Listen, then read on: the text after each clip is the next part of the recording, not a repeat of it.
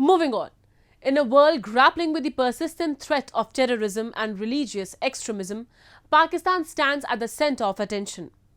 Pakistan's history is marked by the utilization of religion and terrorism as state policies, profoundly impacting peace in the region. A recent international symposium held in Geneva brought together experts and activists to shed light on the alarming situation unfolding in the South Asian nation. A report.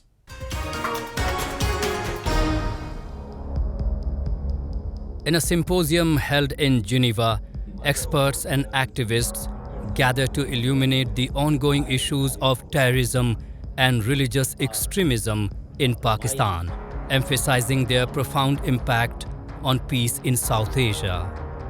As the symposium unfolds, a sobering discussion ensues, delving into the historical utilization of religion and terrorism as a state policies in Pakistan.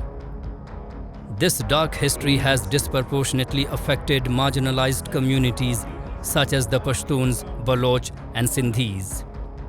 They have been striving for independence for decades, with Pakistani security forces facing accusations of committing serious human rights abuses in the region. Enforced disappearances in Balochistan have been a long stain on Pakistan's human rights record. Victims of enforced disappearances include political workers, journalists, human rights defenders, and students. Similarly, in Sindh and Pashtun, the Pakistani army held arbitrary arrests, enforced disappearances, torture, extrajudicial killing, and political repression as a tool to silence their voice and struggle. Amidst the discourse, activists stressed the urgent need for the international community to take notice and hold Pakistan accountable on a global platform. Fazlur Rahman, president of Khyber Institute, highlighted the historical oppression faced by Pashtuns, Baloch and Sindhis, attributing it to the use of religion and terrorism as a state policies by Pakistan. As you know, right from the inception of convoluted state of Pakistan, the religion and terrorism has been used as state policy and tool to oppress and suppress the historical nations of Pakistan, just like Pashtuns, Baloch and Sindhis. And you know about the consistent, continuous wars in Balochistan and Khyber Pakhtunkhwa, in which thousands of innocent Pashtuns and Baloch had been killed, and thousands are forcibly disappeared and tortured. So it's very important for the international community to take notice of this state-sponsored terrorism in the region and make the state of Pakistan accountable to United Nations and the International Court of Justice. Pakistan not only has an abysmal record of human rights, but also the country sponsors cross-border terrorism. Since its formation in 1947, Pakistan has consistently engaged in acts of cross-border terrorism, particularly targeting India. New Delhi has borne the brunt of numerous egregious attacks, all orchestrated and backed by Pakistan.